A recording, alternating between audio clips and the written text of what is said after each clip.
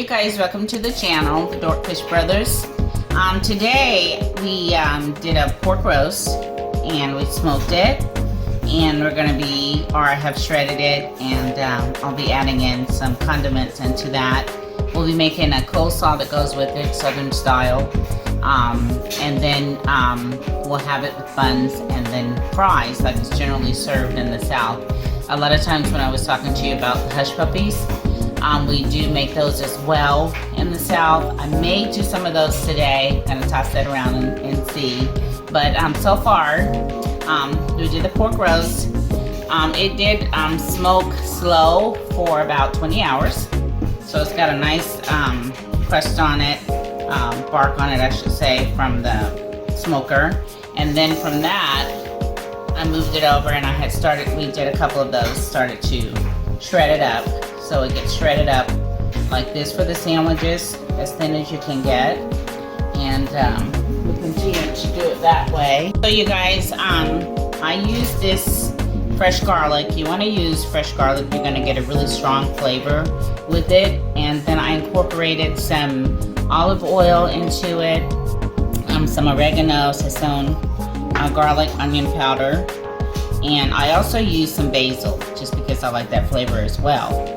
And then once I did that, I blended it with olive oil until it became like a nice paste that you would add into the pork. Most people don't do this. I'm kind of throw it in the pan, cook. So I'm going to be adding in some of this to the pan. And just use a couple of fingers here to pull some in there. And then once it's in here, then I start to move the meat. It's really strong because of the garlic flavor, but it is amazing. So I lost some out of there, excuse me. It's amazing the flavor that it gives. I do make mine in advance and I let it sit in the fridge overnight. I did put some cilantro in there too because I like that.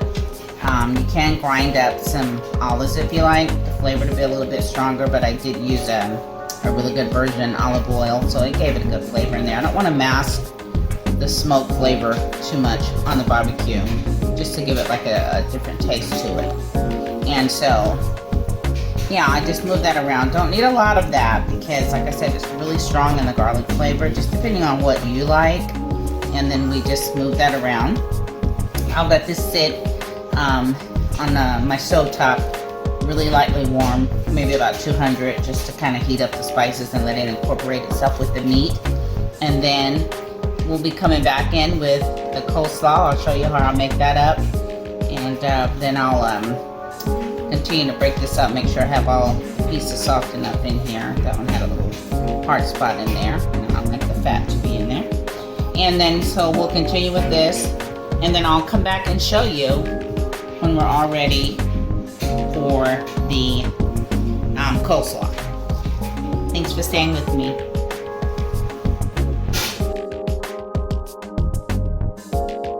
Okay, you guys, I have some cabbage that I've sliced up. This is actually a nice one. And so I'm going to be chopping it in half again, and then chopping it to use in the food processor so that it'll fit through there. This is the bottom part of the cabbage.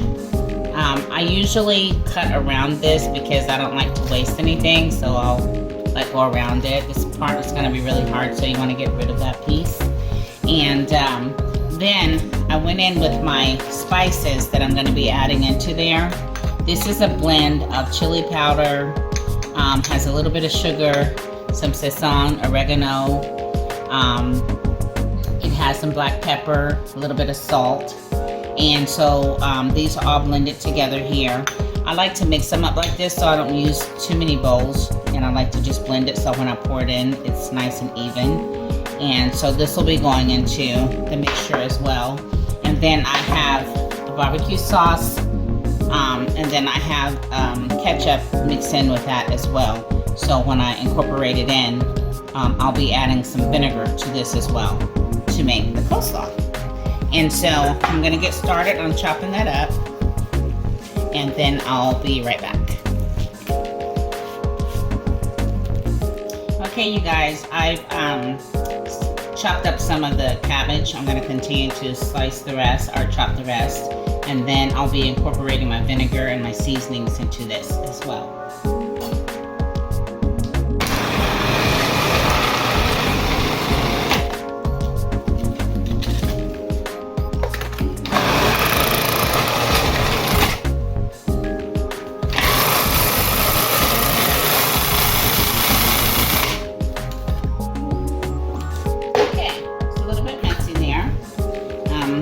Pretty much what we're doing. It's going to make a nice sized bowl, and I'll be pouring that in and showing you that.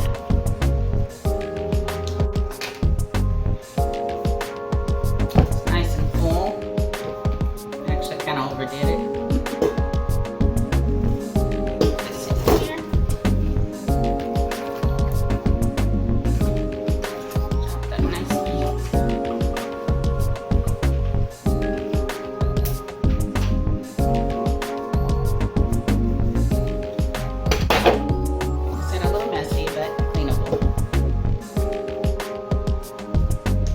Okay, you guys, I'm going to incorporate some of the seasoning. I made actually quite a bit. I don't utilize all of that. It's quite a bit to go in there. I just wanted to show you how to mix it.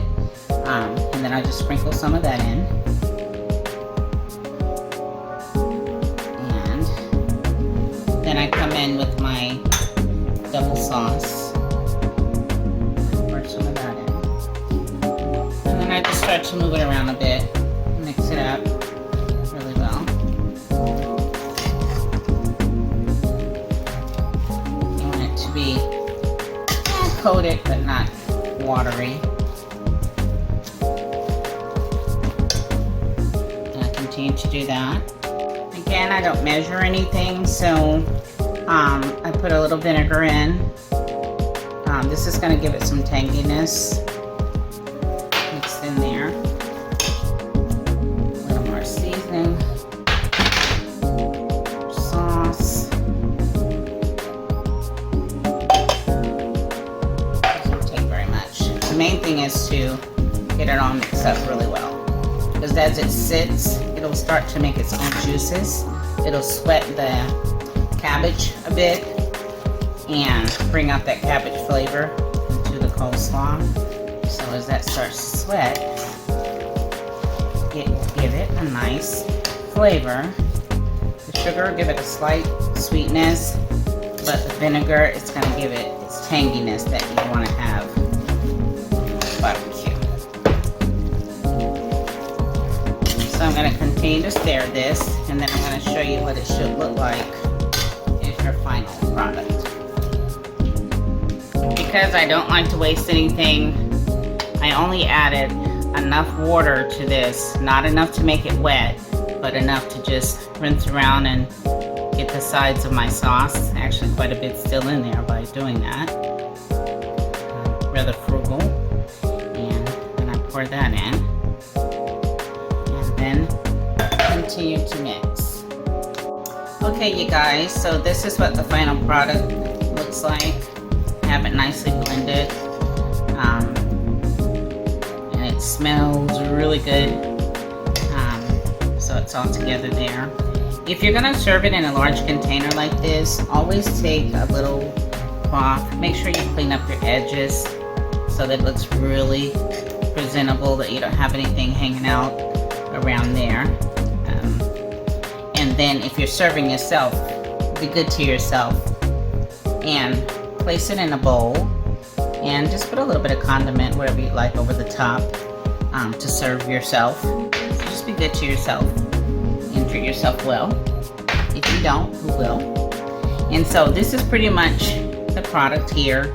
I'm going to make some other items, and I'm going to give you a peek again at the barbecue. I'm going to have it simmering over a pan with water. Actually, it's that skillet that I told you guys about last week. Most people don't buy those anymore, the electric skillets, but I'm telling you, it is just as good as an air fryer. You can do so many different things in there, from frying to braising to stewing, almost anything, and it's a quick cleanup. But today I'm using it with a little bit of water under the bottom, and then I put an insert to keep the meat warm. So I'm going to give you a peek at that as well. Okay, you guys, I have it over some warm water, like an insert that I put in here. You guys, the other thing I recommend is use some nice thick buns for your barbecue because of the moisture of the coleslaw and the meat. You can take your buns and just toast them if you like. That'll make it a little bit stiffer. It'll support more of the meat so that the juices aren't running or your bread doesn't get too soft. And make sure it's a nice hearty thick bun so that when you're biting into it, the coleslaw and the bread, you're getting a nice mixture with your buns. So that's the only other thing that I would recommend when you're having Southern barbecue. Okay, you guys, and this is what the finished product will be. You want to put your meat, you want to pile that high, get a good serving on there. Then in the South, what we do is we top it with some coleslaw, and then we cap it, and then you end up with a nice, we'll get the angle for you, barbecue sandwich.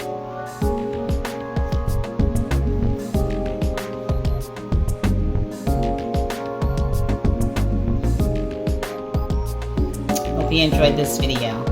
Thanks for staying with us.